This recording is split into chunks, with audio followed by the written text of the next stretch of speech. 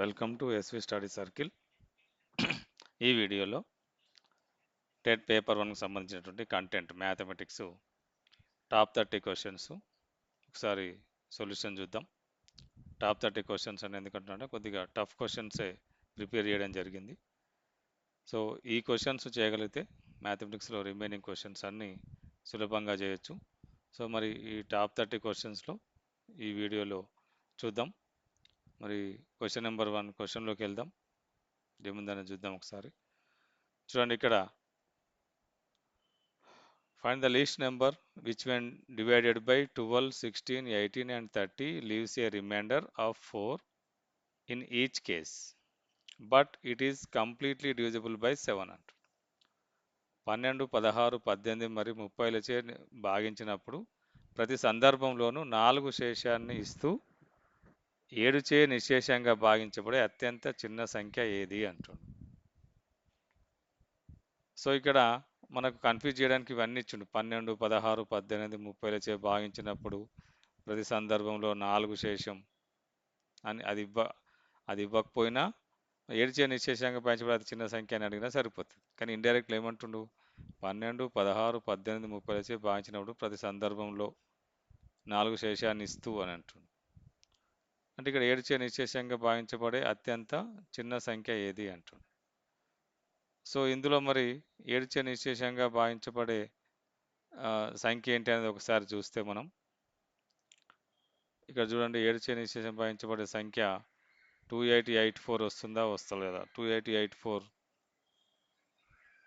by 7, 7 4 జా 7 1 జా 7 2 జా. ఓకే, ఇది వస్తుంది.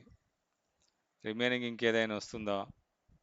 1 4 4 4 7 2 జా 0 7 6 జా 2 రిమైండర్ ఉంటుంది, డెసిమల్స్లో వస్తుంది. కాదు, ఇది 7 10 జా 70 అవుతుంది, 24 మిగులుతుంది. 7 3 జా 21, ఇది కూడా కాదు. 7 3 జా 21, 64 ఉంది, 63 వస్తుంది, ఇది కూడా కాదు. సో ఒకటే ఆన్సర్ ఉంది కాబట్టి మనకు డైరెక్ట్ 7చే నిశేషంగా భావించబడే సంఖ్య ఏదని అడిగినా మనం చెప్పొచ్చు. ఇక్కడ 12, 16, 18, 30 భావించిన ప్రతి సందర్భంలో 4 అని ఇచ్చిండు. సో ఇక్కడ అవి చెక్ చేయాల్సిన అవసరం లేదు. ఒకటే సంఖ్య వచ్చినప్పుడు, ఒకవేళ 2 సంఖ్యలు వచ్చినప్పుడు అది చెక్ చేయాల్సిన అవసరం ఉంటుంది. ఇలా చెక్ చేసుకుంటే మనకి a is the right answer. So first క్వశ్చన్కి answer a is the right answer. చూడండి ఇక్కడ, if a certain sum of money doubled itself in 6 years at a certain rate of compound interest, in how many years will be becomes 8 times of itself at the same rate అంట. So ఇక్కడ compound చక్రవడ్డీ రేటు ప్రకారం ఒక నిర్దిష్ట అసలు 6 సంవత్సరాల్లో రెట్టింపు అయితే అదే వడ్డీ రేటు అది ఎన్ని సంవత్సరాల్లో 8 రెట్లు అవుతుంది అంటుంది. చూద్దాం, చక్రవడ్డీ ఫార్ములా ఏంటి మనకు? ఏ ఈజ్ ఈక్వల్ టు చక్రవడ్డీ formula A is equal to P into 1 plus R by 100 whole power N. ఇక్కడ మనకు ఫస్ట్ చక్రవడ్డీ రేటు ప్రకారం ఒక నిర్దిష్ట అసలు 6 సంవత్సరాల్లో రెట్టింపు అవుతుంది. అంటే ఇక్కడ మనకు n6 ఇచ్చిండు, ఏనేమో 2p అవుతుంది, రెట్టింపు అంటుండు. 6 సంవత్సరాల్లో రెట్టింపు అవుతుంది. చక్రవడ్డీ రేటు ప్రకారం ఒక నిర్దిష్ట అసలు 6 సంవత్సరాల్లో రెట్టింపు అవుతుంది. కాబట్టి ఇక్కడ మనకు సబ్స్టిట్యూట్ చేస్తే మనకు ఇక్కడ ఏ దగ్గర 2p is equal to p into 1 plus r తెలియదు మనకు, r by 100 whole power 6. p cancel ఇక్కడ.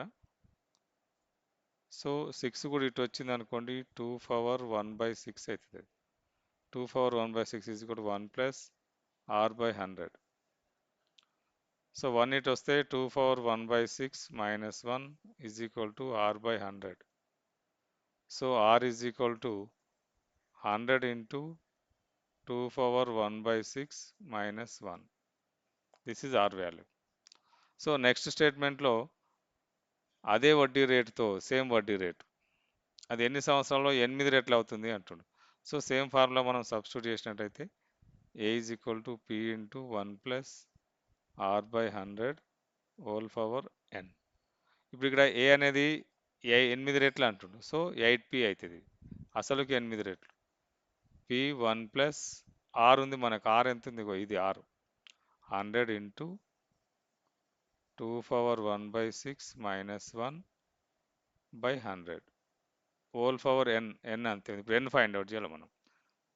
సో ఇక్కడ ఇది ఫ్రాక్షన్ దీనికే వచ్చింది కాబట్టి ఆర్ వాల్యూ ఇక్కడే ఉంది కాబట్టి ఈ 100కు ఈ 100 క్యాన్సిల్ అవుతుంది. సో చూడండి, ఈ పీకు ఇది పీ క్యాన్సిల్ అవుతుంది. 8 is equal to 1 plus 2 power 1/6 minus 1 whole power n అంతే మిగిలింది అక్కడ. ఈ +1 -1 కూడా క్యాన్సిల్. సో n ఇటు వచ్చేస్తే n ఇటు రాకపోయినా మనం 8 is equal to 2 power 1/6 whole power n అవుతుంది. 8 is equal to 2 power n/6 n into 1/6 n/6. ఇక్కడ 8 కూడా 2లో రాస్తే 2³ is equal to 2 power n/6. So n/6 is equal to 3. n is equal to 3 into 6 that is equal to 18 years. 18 years తర్వాత మనకు అది 8 రెట్లు అవుతుంది. 6 ఇయర్స్లో డబుల్ అయినప్పుడు 18 ఇయర్స్కి 8 రెట్లు అవుతుంది.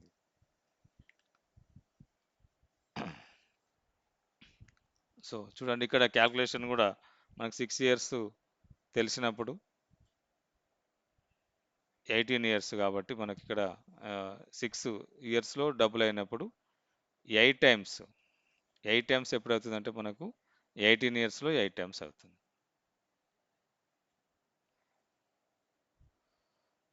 చూడండి, ఇక్కడ క్వశ్చన్ నెంబర్ 3లో a train running at a speed of 90 km/h crosses a 250 meters long platform in 22 seconds. What is the length of the train? గంటకు 90 కిలోమీటర్ల వేగంతో ప్రయాణించే ఒక రైలు 250 మీటర్ల పొడవు గల ప్లాట్ఫామ్ను 22 సెకండ్లలో దాటుతుంది. అయితే ఆ రైలు పొడవు ఎంత అంటుంది. సో ఇక్కడ మనకు ఫస్ట్ డిస్టెన్స్ మనం అది స్పీడ్ ఫైండ్ అవుట్ చేసినట్లయితే 90 కిలోమీటర్లు 1 అవర్. 1 అవర్కి 90 కిలోమీటర్లు వెళ్తుంది. 1 hour is equal to 90 km. కానీ ఇక్కడ మనకు మీటర్స్లలో ఉంది, ఇక్కడ సెకండ్స్లలో ఉంది. ప్లాట్ఫామ్ 22 సెకండ్స్ అంటుండు. ఆ ప్లాట్ఫామ్ పొడవు కూడా 250 మీటర్స్ అంటుండు. సో ఇక్కడ మనం రైలు పొడవు కూడా మీటర్లలో ఇచ్చింది కాబట్టి మనం దీన్ని మీటర్లలోకి మార్చుకుంటే ఫస్ట్ 1 అవర్కు 60 km అయినప్పుడు అంటే 60 మినిట్స్కి 90 km. 1 మినిట్కి 90/60 km అంటే 0 1 మినిట్కి 3/2 km. సో 1 మినిట్ అంటే మనకు 60 సెకండ్స్.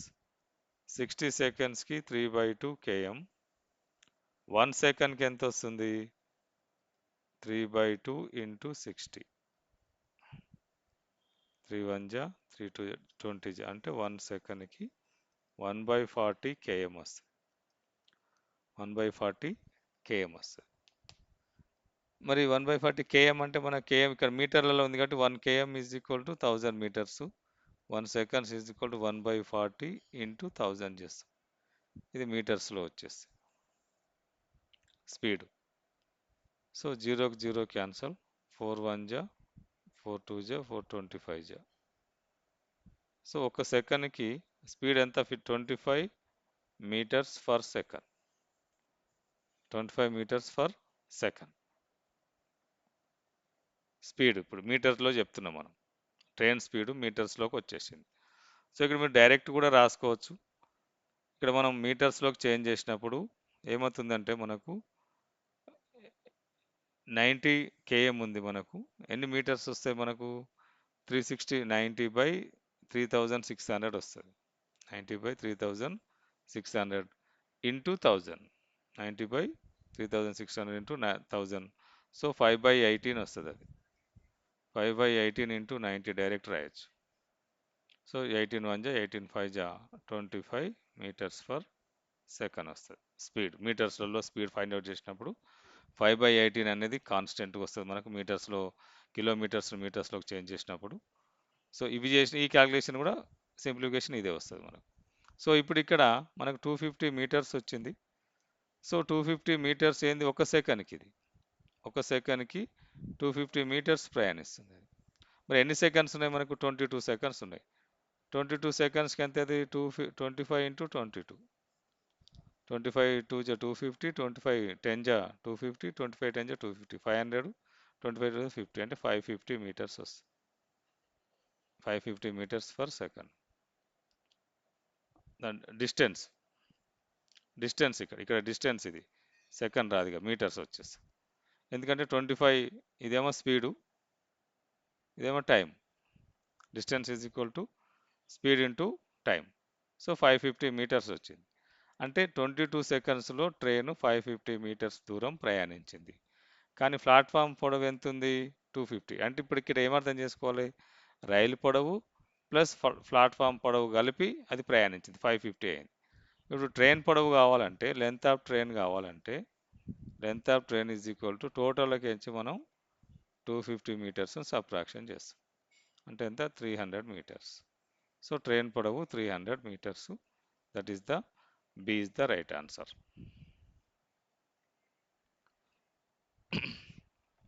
So question number 4 చూడండి. The ratio of the volume of cylinder to that a cone having the same base, radius and the same height is. సమాన భూవ్యాసార్థం మరియు సమాన ఎత్తు కలిగిన ఒక స్తూపం మరియు శంకువుల ఘనపరిమాణాల నిష్పత్తి అని అంటారు. సో స్తూపం ఘనపరిమాణం V1 అయితే ఎంత వస్తుంది? అది 5r²h. స్తూపంది 5r²h. శంకువుది V2 అయినట్లయితే ఇది 1/3 5r²h. మనకు రేషియో కాబట్టి V1/V2 చేసినాం అనుకోండి. V1/V2 చేస్తే 5r²h by 1/3 5r²h. 5r²h 5r²h cancel, 1/1/3. So reciprocal ఇక్కడ 3/1 వస్తుంది.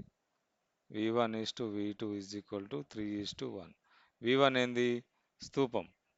V2 ఏంది? శంకువు. అదే అడిగిండ వరుస క్రమం చూడాలి. ఫస్ట్ స్తూపం, తర్వాత శంకువు. సో V1:V2 3:1 అవుతుంది. ఒకవేళ శంకువు ముందు అడిగితే 1:3 అవుతుంది. So 3:1. Fourth question B is the right answer.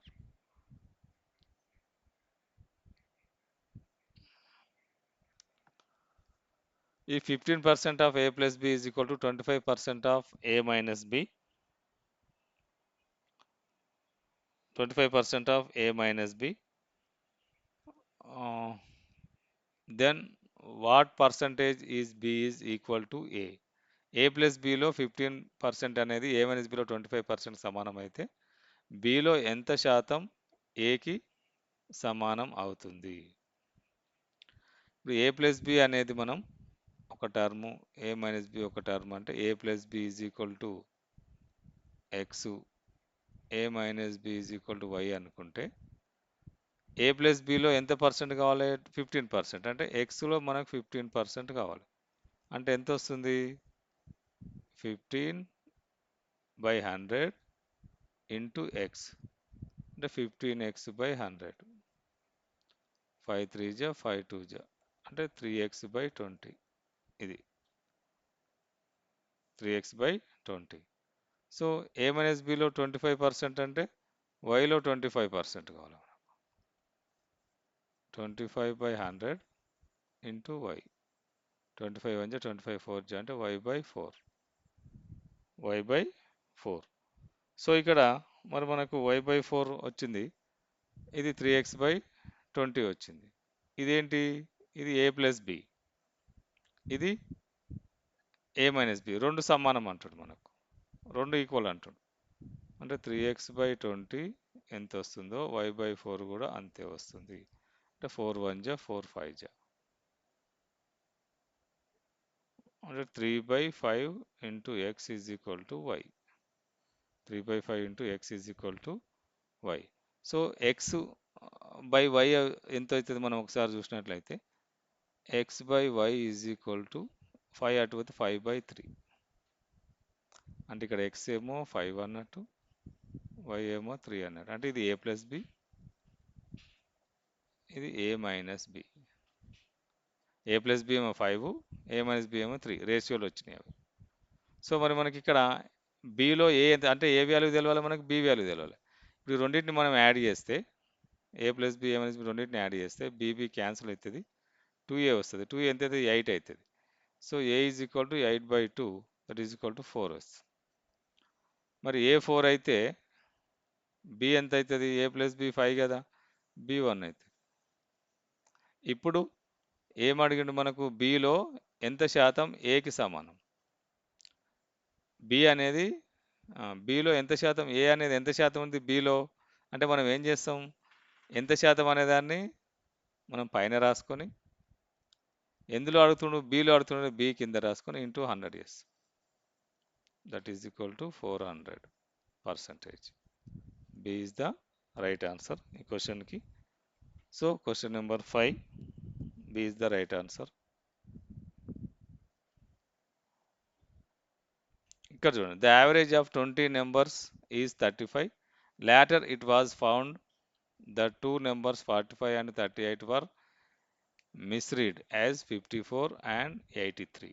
Find the correct average. 20 సంఖ్యల సగటు 35.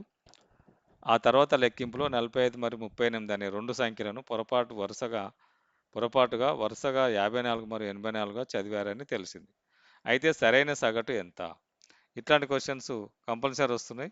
సో ఫస్ట్ 20 సంఖ్యల సగటు 35 ఇచ్చింది కాబట్టి సంఖ్యల మొత్తం మనము ఎక్స్ తీసుకున్నట్లయితే 20 సంఖ్యల మొత్తం ఎక్స్ తీసుకున్నాం. అవి ఎన్ని సంఖ్యలు ఉన్నాయి, 20 ఉన్నాయి. వాడు సగటు ఎంత ఇచ్చాడు, 35 ఇచ్చాడు.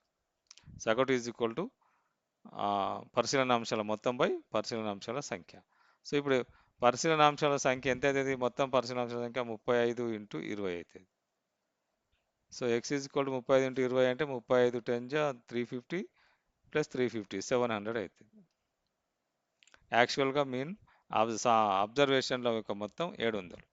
కానీ లెక్కింపులో 45 38 బదులు 54 83 వచ్చినాయి కాబట్టి మనం మొత్తం అబ్జర్వేషన్స్ ఎన్ని అయితే అబ్జర్వేషన్ మొత్తం 700 ప్లస్ 45 ఏవైతే కరెక్ట్గా ఉండాల్సినవి అవి యాడ్ చేయాలి, ప్లస్ 38 ఏవైతే తప్పుగా మిస్టేక్గా పడ్డాయో అవి మైనస్ చేయాలి, -54 -83. సో 700 ప్లస్ ఇది ఎంత అవుతుంది, 70 78 83 మైనస్ 50 80 130 137 అంటే 783 మైనస్ 137 783 మైనస్ 137 6 4 5 6 రైట్ 646 ఇది సమ్ ఆఫ్ అబ్జర్వేషన్స్. యాక్చువల్గా 45 38 కరెక్ట్ మనం లెక్కింపులో ఇవే తీసుకుంటే పరిశీలన అంశాల మొత్తం 646 రావాలి. కానీ ఇవి తీసుకోవడం వల్ల 700 వచ్చింది. సో 646 ఎన్ని పరిశీలన అంశాలు అన్నీ ఉన్నాయి, ఏం తగ్గింపు లేవు, 20 ఉన్నాయి బై 20. 0 ఉన్నప్పుడు ఏం చెప్పిన నేను, డెసిమల్ పాయింట్ ఒకటి ముందుకు వస్తుంది అంటే 64.6 అవుతుంది బై 2, 0 ఉండదు ఇక అప్పుడు. So 2 1 2 3 2 2 2 3 32.3 average. కరెక్ట్ యావరేజ్ ఎంత మనకు, 32.3. That is a is the right answer.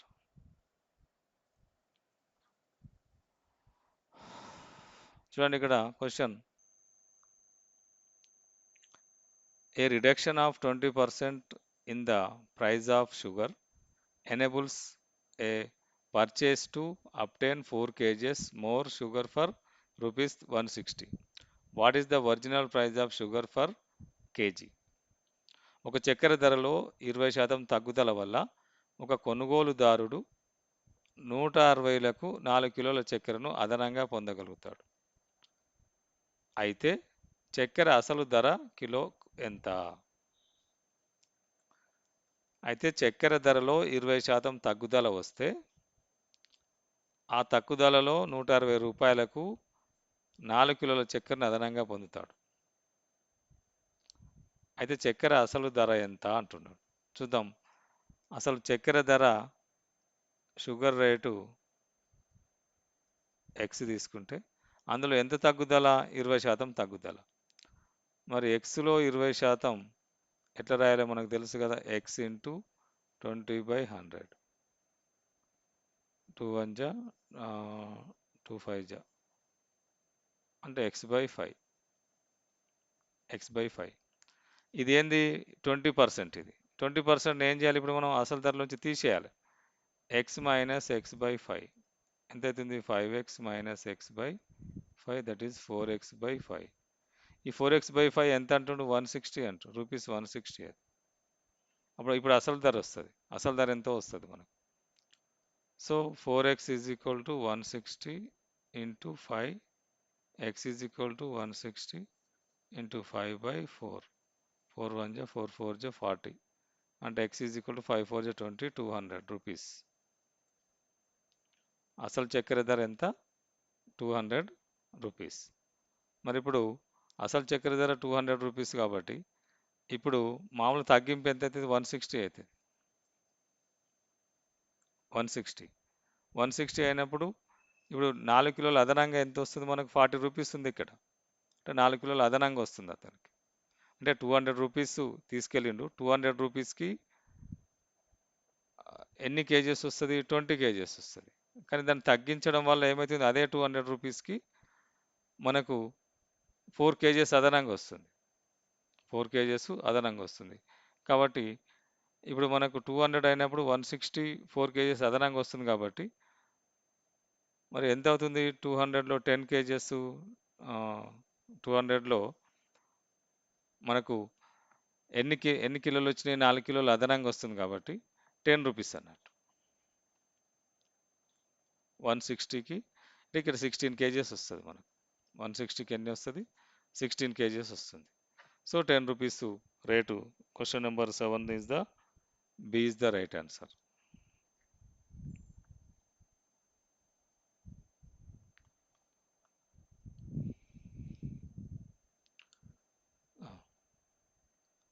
చూడండి ఇక్కడ రేటు తగ్గించడం వల్ల వస్తుంది మనకు. అతనికి తగ్గించడం వల్ల 160కి 4 కిలోలు అదనంగా వస్తాయి. యాక్చువల్గా ఇంత ఇవ్వాలి, 10 రూపీస్ కేజీ. అసలు చక్కెర ధర అయితే చక్కెర అసలు ధర ఎంత కిలోకు అంటుండే? అసలు ధర ఇది 200.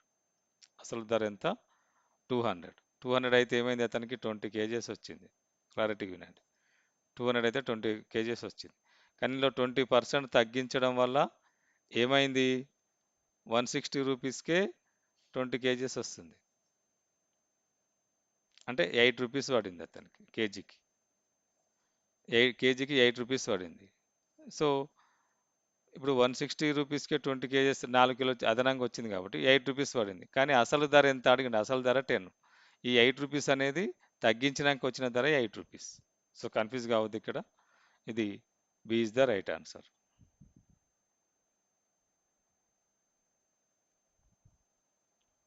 చూడండి క్వశ్చన్ నెంబర్ 8.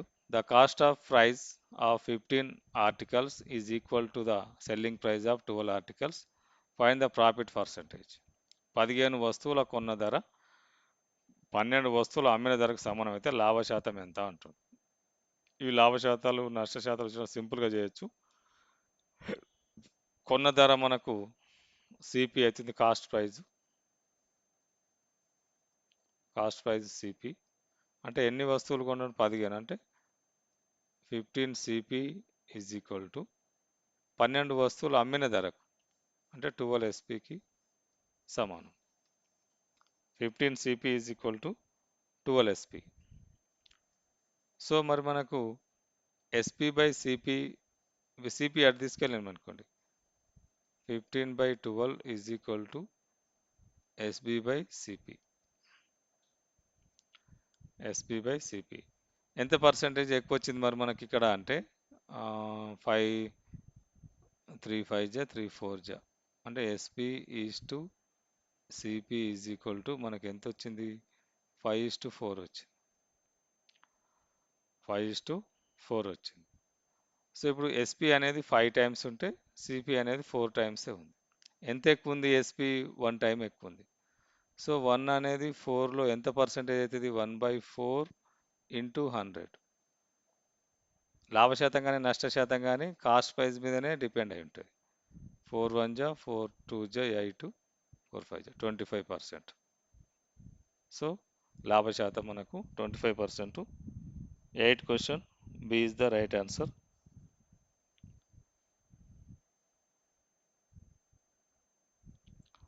చూడండి ఇక్కడ, the length and breadth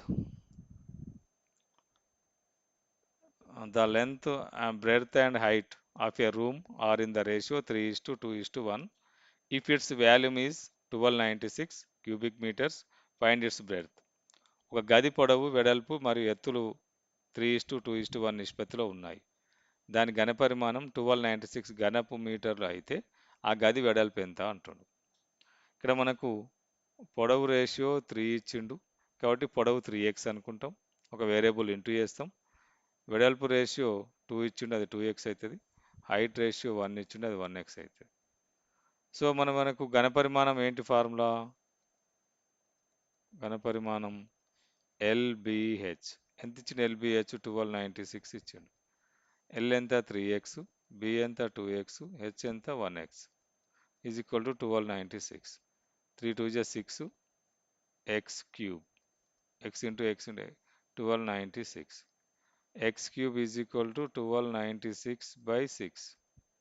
6 2 ja, 6 1 ja 6, 6 6 ja 36.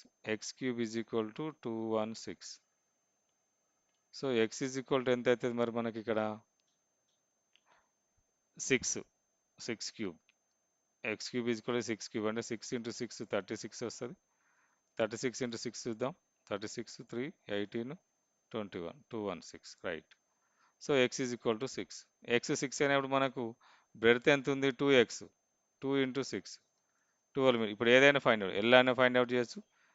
L అంటే 18 అవుతుంది, హెచ్ అంటే 6 అవుతుంది, బ్రెడ్త్ అంటే 12 అవుతుంది. 12 ఎక్కడ ఉంది? B is the right answer. Question number 9 B is the right answer. 10 చూడండి. క్వశ్చన్ నెంబర్ 10లో what is the unit digit in the product 3 power 65, 6 power 59, 7 power 71? 3 power 65 into 6 power 59 into 7 power 71. లబ్దంలో ఒకట్ల స్థానంలో అంకె ఎంత అంటుంది. ఈ 6కు ఎన్ని టైమ్స్ చేసినా 6 వస్తుంది. అంటే 6 power n is equal to 6 where n belongs to n. 5 power n is equal to 5 where n belongs to n. So 5 కానీ 6 కానీ అవే వచ్చి 6 వస్తుంది కాబట్టి 6 పవర్ 59 ఉన్న 6. ఇక్కడ చూద్దాం 3కి ఏది వస్తుంది అనేది మనం ఒకసారి చూసుకున్నట్లయితే ఇవి చెక్ చేసుకోవాలి. 3 పవర్ 1కు 3 వస్తుంది, 3 స్క్వేర్కు 9 వస్తుంది, 3 క్యూబ్కి 27 వస్తుంది, 3 పవర్ 4కి 81 వస్తుంది, మళ్ళీ 3 పవర్ 5కి మళ్ళీ 243 వస్తుంది. సో 3 వచ్చేసింది కాబట్టి ఇది అవసరం లేదు. 4 టైమ్స్కు చేంజ్ అవుతుంది, మళ్ళీ ఫస్ట్ది వస్తుంది. 7కి చూద్దాం ఒకసారి. 7 పవర్ 1 అంటే 7, 7 స్క్వేర్ అంటే 49, 7 క్యూబ్ అంటే 63 3 వస్తుంది. యూనిట్ ప్లేస్లో 3 వస్తుంది. 9 7 జా 63 కాబట్టి 3 వస్తుంది. సో 7 పవర్ 4 అంటే 1 వస్తుంది. 3 7 జా 21 కదా 1 వస్తుంది. 7 పవర్ 4లో యూనిట్ ప్లేస్లో. 7 పవర్ 5కి మళ్ళీ 7 వస్తుంది. అంటే ఇక్కడ కూడా 4 ఉన్నాయి. ఎన్ని టైమ్స్కి రిపీట్ అవుతుంది అనేది ఒకసారి చెక్ చేసుకోవాలి మనం. సో ఇక్కడ 4 టైమ్స్కి అవుతుంది కాబట్టి 3కు ఎక్స్పోనెంట్ ఏముంది? 65 ఉంది. 65ని 4తో డివిజన్ చేయాలి. 4 టైమ్స్ వచ్చినందుకు ఇక్కడ 4 ఎక్కడి నుంచి వచ్చింది? ఇక్కడ 4 టైమ్స్ వచ్చింది. 4 1 జా 4 25, 4 6 జా 24, 1 వస్తుంది. 1 రిమైండర్ ఎప్పుడు వస్తుంది? ఇగో 3 వచ్చినప్పుడు వస్తుంది. 1 రిమైండర్ ఇది, 2 రిమైండర్ ఇది 9 వస్తుంది, 3 రిమైండర్ వస్తే 7 వస్తుంది, 4 రిమైండర్ రాదు. ఇక 0 రిమైండర్ వస్తే 1 వస్తుంది, మళ్ళీ 1 రిమైండర్ వస్తే ఇది 0 రిమైండర్, ఇది 1 రిమైండర్, ఇది 2 రిమైండర్, ఇది 3 రిమైండర్. సో మనకి ఇక్కడ రిమైండర్ 1 వచ్చింది కాబట్టి ఇక్కడ కూడా యూనిట్ ప్లేస్లో ఎంత ఉంటుంది? 3నే ఉంటుంది. ఇక్కడ చూద్దాం ఒకసారి. ఇక్కడ 7లో కూడా 4 వచ్చింది కాబట్టి 71 మనం 4తో డివిజన్ చేయాలి, 7 కాదు. 4 1 జా 4, 4 7 జా 28, 3 వచ్చింది reminder.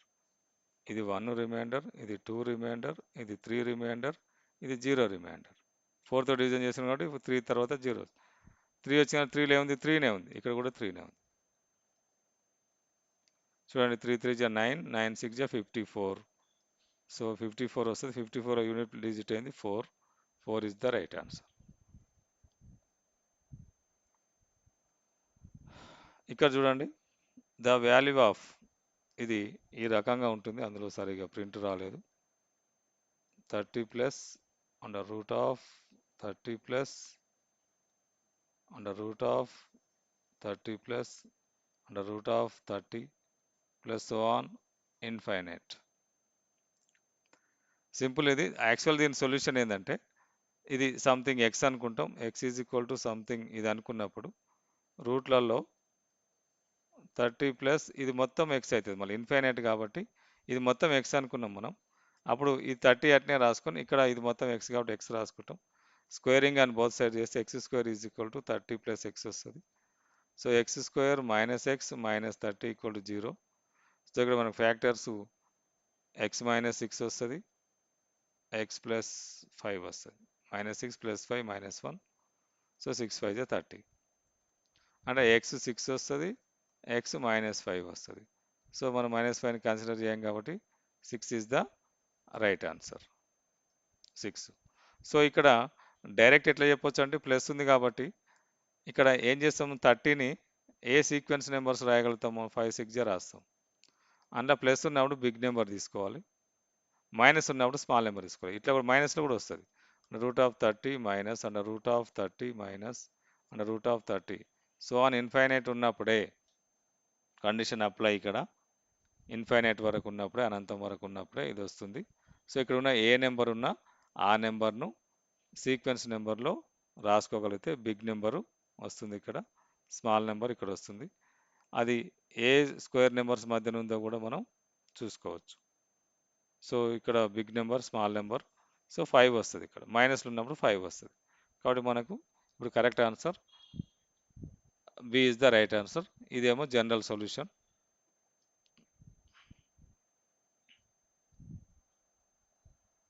So 12th question. If a sum of money at simple interest triple itself in 15 years, what is the rate of interest per annum? Simple interest అనేది ఒక సాధారణ వడ్డీ ప్రకారం ఒక నిర్దిష్ట అసలు 15 సంవత్సరాల్లో 3 రెట్లు అయితే సంవత్సరానికి వడ్డీ రేట్ ఎంత అంటుంది. సాధారణ వడ్డీ మనకు బార్ వడ్డీ ఫార్ములా తెలుసు, I is equal to PTR/100. So మరి మనం మొత్తం రావాలంటే A is equal to P plus I చేస్తాం. A is equal to P plus I ఎంత మనకు PTR/100.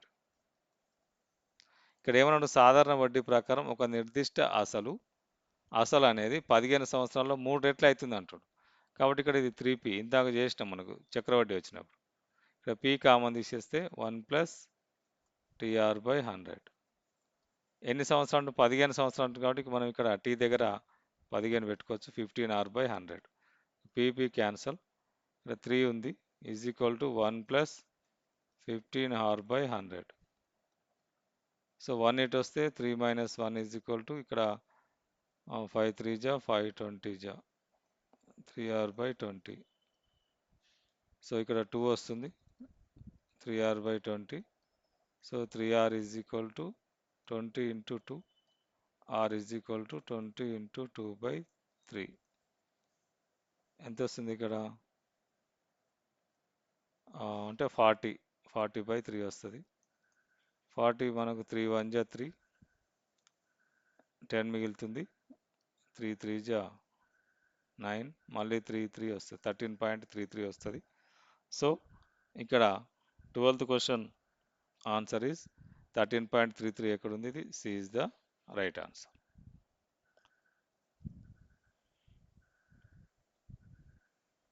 ఇక్కడ చూడండి, a sum of ₹8,000 is split into 2 parts such that the simple interest on the first part of 3 years at 6% per annum is equal to the simple interest on the second part of 2 years at 9% per annum. Find the 2 parts. Interest, ఇక్కడ ఇంట్రెస్టే 8,000 మొత్తాన్ని 2 భాగాలుగా విభజించారు. మొదటి భాగంపై సంవత్సరానికి 6% వడ్డీ రేటుతో 3 సంవత్సరాలకు అయ్యే సాధారణ వడ్డీ, రెండవ భాగంపై సంవత్సరానికి 9% వడ్డీ రేటుతో 2 సంవత్సరాలకు అయ్యే సాధారణ వడ్డీ సమానమైతే ఆ 2 భాగాలు ఏవి అంటుండు. ఫస్ట్ భాగం మనకు 8,000 ఇచ్చింది కాబట్టి 8,000లో 2 భాగాలు అంటుండు కాబట్టి ఒక భాగం ఎక్స్ అయితే ఇంకొక భాగం 8,000 మైనస్ ఎక్స్ అయితే 2 పార్ట్స్ చేసేసినాం ఇప్పుడే. ఇక్కడ 6% ఫస్ట్ దాంట్లో 6%, ఇయర్స్ ఏమో 3 ఇయర్స్. మనకు పీటీఆర్ బై 100 తెలుసు మనకు ఫార్ములా. పీటీఆర్ బై 100, రైట్ సైడ్లో కూడా పీటీఆర్ బై 100 రెండు సమానం అంటాడు కాబట్టి రెండు సమానం రాస్తున్నాయి ఇక్కడ. ఇక్కడనేమో టీ ఏమో 3 ఇచ్చిండు, ఆర్ ఏమో 6 ఇచ్చిండు. ఇక్కడ టీ ఎంత ఇచ్చిండు, 2 ఇచ్చిండు, ఆర్ ఏమో 9 ఇచ్చిండు. సో ఇక్కడ మనం ఈ 100 క్యాన్సిల్ చేయొచ్చు. ఇక్కడ పి ఎంత, ఎక్స్, ఎక్స్ ఇంటూ టీ ఎంత 3, ఆర్ ఎంత 6, అవి రాసేస్తాం. ఇక్కడ పి ఎంత 8,000 మైనస్ ఎక్స్ ఇంటూ టీ ఎంత ఇక్కడ 2, ఆర్ ఎంత 9. క్యాన్సిల్ చేసుకోవచ్చు ఇప్పుడు. 3 1 జా 3 3 జా 3 2 జా 6, ఇక్కడ ఒక 6, ఇవి కూడా క్యాన్సిల్ అయిపోయినాయి. సో రెండు ఈక్వలే ఉన్నాయి రెండు. ఇది ఎంత ఉంది, ఈ పార్ట్ ఎంత ఉందో ఈ పార్ట్ అంతే ఉంది. ఇప్పుడు ఈక్వల్గా ఈజీగా చెప్పొచ్చు ఇక్కడ 4,000 4,000. ఇంకా నువ్వు క్యాల్కులేషన్ చేయాలనుకుంటే కూడా చేసుకోవచ్చు. X is equal to 8,000 minus X వచ్చింది. ఎక్స్ ఇటు వస్తే ఎక్స్ ప్లస్ ఎక్స్ 2x అవుతుంది, 2x 8,000. So X is equal to 8,000 by 2, X equal to 4,000. X 4,000 అయితే 8,000 మైనస్ 4,000 కూడా 4,000. సో 2 ఈక్వల్ పార్ట్స్ అవి. 13th క్వశ్చన్కు A is the right answer. చూడండి ఇక్కడ వర్క్, టైం, వర్క్ ఇది ఇంపార్టెంట్. ఇది ఖచ్చితంగా ఇంతకుముందు ట్రైన్ క్వశ్చన్ చాలా ఇంపార్టెంట్. ఎందుకంటే అక్కడ చాలామంది మిస్టేక్ చేస్తారు. ఈవెన్ మ్యాథ్స్ ఉన్నటువంటి వాళ్ళు కూడా, మ్యాథ్స్ సబ్జెక్ట్ ఉన్న వాళ్ళు కూడా మిస్టేక్ చేస్తారు ఇక్కడ కూడా మిస్టేక్ చేస్తారు. సో చూడండి ఇక్కడ a work can be completed by 10 men in 12 days. They started working together, but after 4 days 2 men left the work. In how many more days will the remaining work be finished? ఒక పనిని 10 మంది పురుషులు 12 రోజుల్లో పూర్తి చేయగలుగుతారు. వారందరూ కలిసి పని ప్రారంభించారు, కానీ 4 రోజుల తర్వాత ఇద్దరు పురుషులు పనిని వదిలి వెళ్ళారు. మిగిలిన పని ఎన్ని రోజుల్లో పూర్తి అవుతుంది? ఫస్ట్ ఎంత ఉంది మనకు, 10 మంది పురుషులు ఉన్నారు, 10 మంది మెన్ ఉన్నారు, డేస్ ఏమో 12 days, వర్క్ అనేది సేమ్, సమ్ వర్క్ ఉంది, ఏదో ఒక వర్క్ ఉంది. సో ఇక్కడ 4 days తర్వాత అంటుండు, అంటే ఇక్కడ 8 days మిగిలినాయి, ఇద్దరు లేరు కాబట్టి ఇక్కడ 8 మెంబర్సే ఉన్నారు. వర్క్ సేమ్, వర్క్ 4 days తర్వాత వర్క్ ఉంది, ఇక్కడ W1 ఉంటే ఇక్కడ W2 ఉంది. సో ఇప్పుడు ఇక్కడ మనం ఒకసారి కన్సిడర్ చేసుకుంటే 10 మంది మెన్ 12 daysలో వర్క్ కంప్లీట్ చేస్తారు. అంటే ఇక్కడ మనం ఒక రోజు ఒక పర్సన్ ఒక యూనిట్ వర్క్ చేసిండు అని అనుకుంటే, ఎగ్జాంపుల్గా ఒక యూనిట్ వర్క్ చేస్తే ఒక రోజుకు మొత్తం 10 యూనిట్లు కంప్లీట్ అవుతుంది. 10 మంది ఉన్నారు కదా, ఒక్కొక్కరు ఒక్కొక్క యూనిట్ తీసుకుంటే 12 days ఉన్నాయి కాబట్టి మొత్తం ఎన్ని యూనిట్లు అయితే 10 into 12 అవుతుంది, అంటే 120 యూనిట్స్ వరకు కంప్లీట్ అవుతుంది. అది 120 యూనిట్స్ అనుకుంటే మనం. సో 4 days చేసిర్రు వాళ్ళు, 120 యూనిట్స్ ఇవి, 1200 కాదు 120 యూనిట్స్, 120 యూనిట్స్. సో వాళ్ళు 4 days చేసిర్రు, 4 days చేసిర్రు అంటే 10 members 4 days చేసిర్రు కాబట్టి ఎన్ని యూనిట్స్ వర్క్ కంప్లీట్ చేసిండు, 10 4 40 యూనిట్స్ వరకు కంప్లీట్ చేసిర్రు. మరి రిమైనింగ్ ఎంత మిగిలింది మనకు, 80 యూనిట్స్ మిగిలింది. ఈ 80 యూనిట్స్ వర్క్ని ఎంతమంది చేస్తారు, 8 మెంబర్సే చేస్తారు, 8 మెంబర్సే చేస్తారు. మరి ఎన్ని రోజులు చేస్తారు ఇది 8 మెంబర్సు అనేది చూస్తే, 8 మెంబర్స్ చేయాలి కాబట్టి 8 మెంబర్స్ ఒక్కొక్క పర్సన్ ఒక యూనిట్ అనుకున్నాం మనం. ఒకరోజు ఒక యూనిట్ అంటే ఒక రోజు మొత్తం 8 యూనిట్స్ అవుతాయి, రెండో రోజు ఇంకో 8 యూనిట్స్, ఇట్లా ఎన్ని యూనిట్స్ ఉన్నాయి, 80 యూనిట్స్ ఉన్నాయి కాబట్టి 80/8 ఎంత అది 10 వస్తుంది. సో 10 daysలో కంప్లీట్ చేస్తారు. మిగిలిన వరకు ఎవరైతే మిగిలిరో పర్సన్స్ వాళ్ళు 10 daysలో కంప్లీట్ చేస్తారు.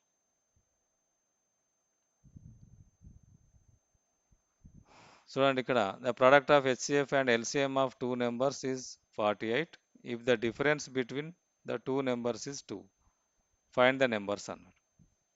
మనం జనరల్గా చేయాలనుకుంటే జనరల్గా ఏం చేస్తాం, నెంబర్స్ తీసుకుంటాం. వన్ ఈజ్ ఎక్స్, డిఫరెన్స్ 2 ఇచ్చింది కాబట్టి another number is X minus 2, difference 2 ఇచ్చింది కాబట్టి.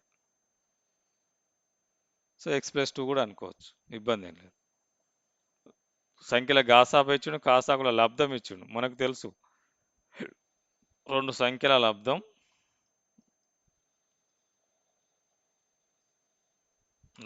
ఈజ్ ఈక్వల్ టు వాటి కాసాగు ఇంటూ గాసాబా. లబ్ధం ఏమవుతుంది, x into x minus 2 is equal to 48 అవుతుంది. So x square minus 2x is equal to 48 equation వస్తుంది.